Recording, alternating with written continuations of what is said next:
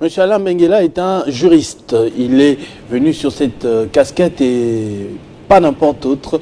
Donc, ne le prenez ni de la majorité ni de l'opposition. Il me précisait encore en off. Il réfléchit juste sur notre constitution du 18 février 2006, promulguée par le président Joseph Kabila, le prédécesseur de Félix Tshisekedi.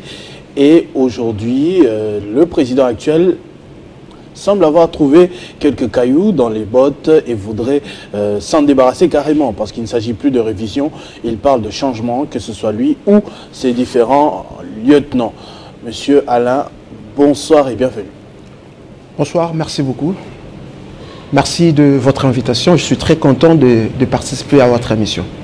Alors, j'ai lu un peu votre petite présentation. Vous définissez la Constitution de la République démocratique du Congo comme la petite sœur de la Constitution française. Est-ce que vous pouvez soutenir ce propos avec un argumentaire?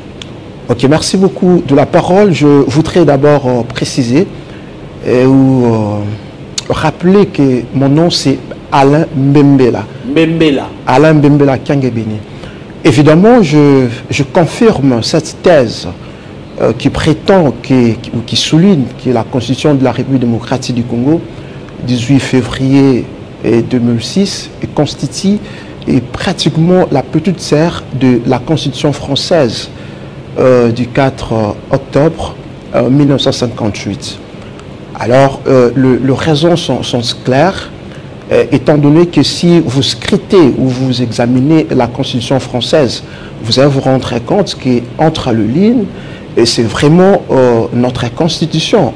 Aussi, il faut dire que la Constitution française a dû inspirer notre Constitution dans la rédaction de plusieurs dispositions constitutionnelles, notamment les dispositions relatives à la composition et à la désignation du gouvernement, celles relatives à l'obligation faite au Premier ministre et aux autres membres du gouvernement de pouvoir contresigner quelques ordonnances du président de la République, les dispositions relatives à la composition et à la désignation de membres de la Cour constitutionnelle, et celles relatives également à la convocation et à la présidence du Conseil des ministres. Aussi, il faut citer les dispositions relatives au rôle et fonctionnement de nos partis politiques, les dispositions relatives, les dispositions qui font du peuple congolais comme étant souverain primaire, mais aussi celles qui se portent sur le nombre et le mandat du président de la République. Et donc, quand vous lisez notre Constitution, vous vous rendrez compte que le mimétisme c'est réellement fondé sur la Constitution française du 4 octobre 1958. Donc, c'est un mimétisme par excellence qui s'est fondé réellement sur cette Constitution. Là, vous venez justifier un peu la Première ministre qui confondait même certaines dispositions au point de parler de l'article 89,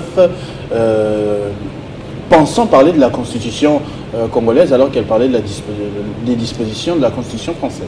Oui, et évidemment, parce que je suis en train de le dire ici, que cette Constitution a totalement inspiré la Constitution française. Et aussi, c'est d'ailleurs la cause pour laquelle que certains de nos constitutionnalistes croient et qu'à l'on de la Constitution de la République démocratique du Congo, que le président de la République règne, mais ne gouverne pas. Alors que ça, c'est un paradigme faux qui ne tient pas debout, d'une part, au regard de la philosophie même de la Constitution française, mais aussi suivant la réalité des dispositions de la Constitution actuelle de la République démocratique du Congo, puisque cette thèse s'effrite déjà.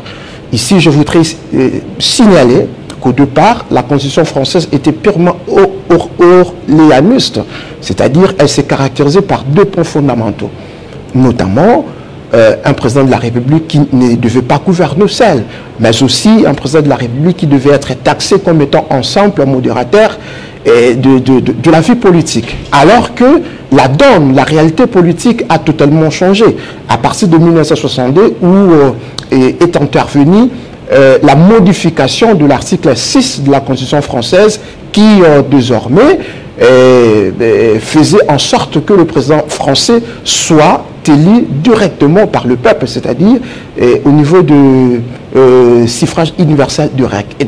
Et donc, cette modification de la Constitution avait totalement changé même l'interprétation de la Constitution française. Donc, désormais, en France, le président de la République règne et gouverne. Alors, si nos constitutionnalistes aujourd'hui tentent de pouvoir asseoir ces paradigmes au sens de notre Constitution, que le président de la République règne mais ne gouverne pas, en tout cas, c'est une interprétation déformée. Pourquoi? Parce que cette Constitution française que nous sommes en train de considérer comme étant la grande sœur de la Constitution de la République démocratique du Congo ne reconnaît pas le fondement de ces paradigmes. Il faut également relever le fait que nous avons un président de la République qui convoque et préside le Conseil des ministres. Un président de la République qui nomme le Premier ministre et qui aussi a un mot sur la cessation de fonction de ces dernières. Un président de la République qui a beaucoup de prérogatives, notamment aussi, il faut citer les dispositions de l'article 69 de la Constitution qui fait de ces dernières le veilleur de la Constitution et le garant du fonctionnement régulier des institutions de pouvoir public et de la continuité de l'État. Donc, partant de toutes ces dispositions, il faut réellement reconnaître que le président de la République règne. Et c'est pourquoi nous sommes en train de dire que, nonobstant quelques écueils, quelques incongruités attachées à notre Constitution, nous avons quand même une Constitution qui est passable. C'est un mot fort, hein, comme vous dites. Évidemment. Quelles incongruités vous trouvez dans la Constitution du 18 février 2006? Bon, je m'en vais citer quelques-unes. Vous voyez, lorsque le Constituant reconnaît au président de la République la possibilité ou le pouvoir de pouvoir mettre fin aux fonctions du Premier ministre. Je cite, je voudrais un peu construire en substance ce que le Constitution dit, notamment en le disposition de l'article 78, qui prévoit ce qui suit: le président de la République met fin aux fonctions du Premier ministre sur présentation par celui-ci de la démission du gouvernement.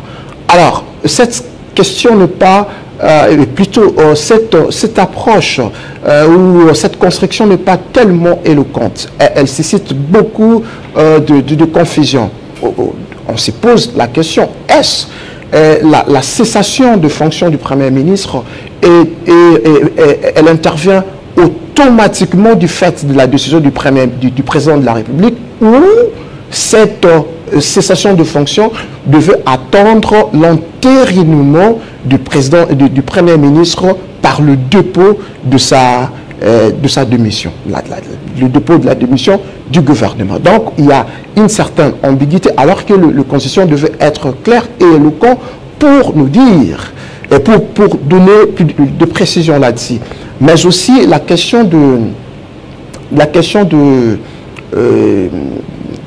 Constitution prévoit que le président de la République et le Premier ministre peuvent aussi être poursuivis lorsqu'ils enfreignent la Constitution. Voyez-vous. Alors que la Constitution ne prévoit pas le peine que le président de la République, et dont le président de la République sera encouru. Voyez-vous. Donc, en consacrant l'infraction de la haute trahison. C'est ça l'infraction de la haute trahison, mais cette infraction, la Constitution plutôt ne définit pas quelle sera la nature de peine. Et voyez-vous, à coller au président de la République si ce dernier violait la Constitution.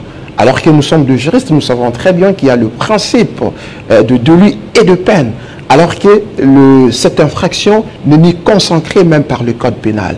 Et donc, si aujourd'hui, par exemple, le président de la République enfreignait la Constitution, la Cour constitutionnelle peut aussi coller au président de la République de simple amende et pas une peine d'emprisonnement.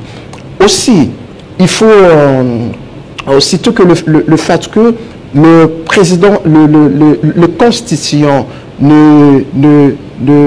n'explique pas ce qu'il faut entendre par le terme concertation. Vous voyez, l'article 85 qui reconnaît au président de la République le pouvoir de proclamer l'état d'urgence, mais en concertation et avec bien entendu avec le Premier ministre et le président de deux chambres, notamment le président de l'Assemblée nationale et le président du Sénat.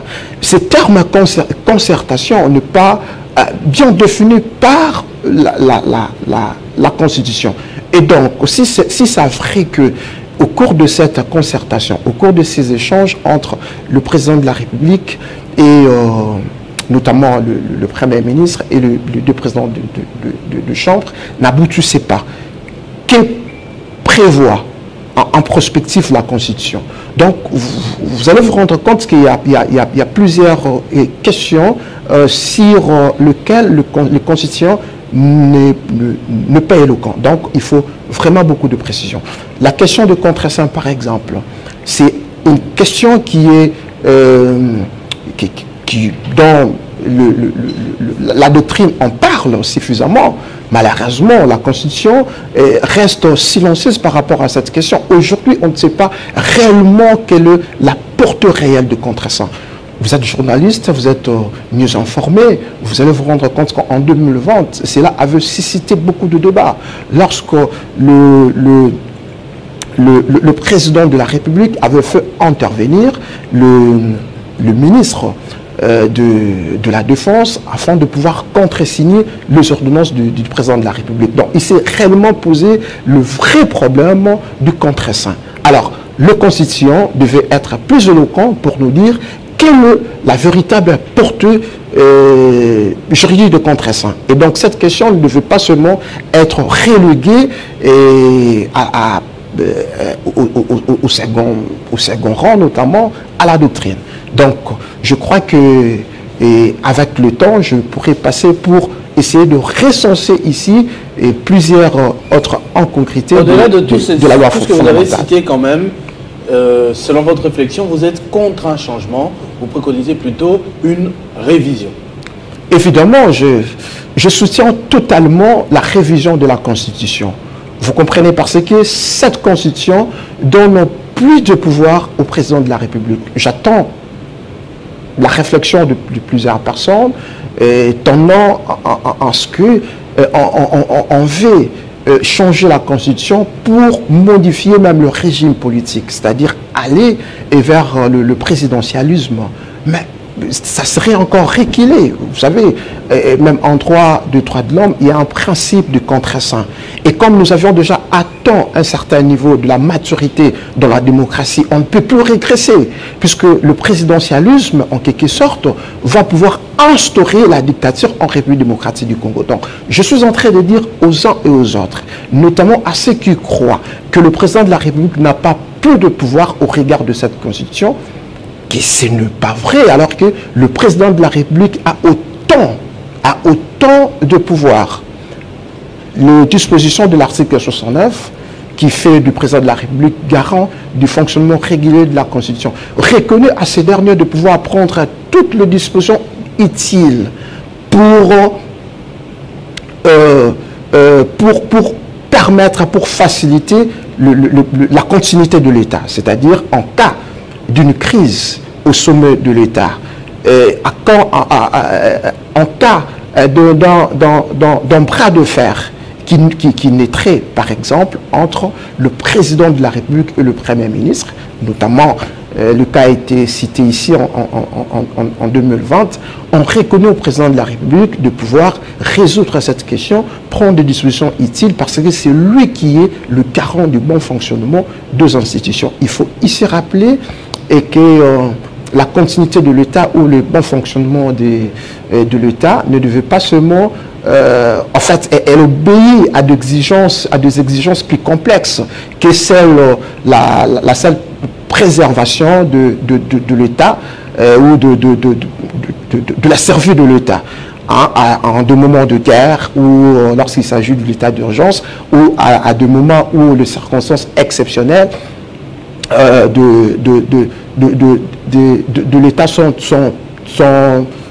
les circonstances exceptionnelles ne permettent pas à l'État de pouvoir faire face à ses devoirs. Mais aussi, les compétences liées, ou les compétences du président de la République qui procèdent du bon fonctionnement des institutions ou de la continuité de l'État peuvent aussi s'inscrire lorsqu'il s'agit d'assurer l'action du gouvernement. Donc le président de la République est maître, il est là pour assurer même l'action du gouvernement. Donc il a plus de pouvoir pour assurer la survie de l'État, l'action gouvernementale, et j'en passe. Monsieur Alain Membela, merci beaucoup pour votre contribution. Comme vous l'avez dit, on aura davantage d'émissions élaborées avec plus de temps où on pourrait vous entendre sur ce qu'on devrait extirper et ce qu'on devrait ajouter dans, entre guillemets, la nouvelle constitution si la population le décide, que ce soit une nouvelle constitution ou carrément la même, mais révisée à quelques points clés. Merci beaucoup, en tout cas, de votre participation. Je vous en prie, merci beaucoup. Nous allons prendre également, pour terminer, le sport avec mon collègue, mon confrère Christian Bokaya, qui va me rejoindre sur ce plateau pour parler de handball et de Ligue des Champions, la 5e journée de l'UEFA en Europe.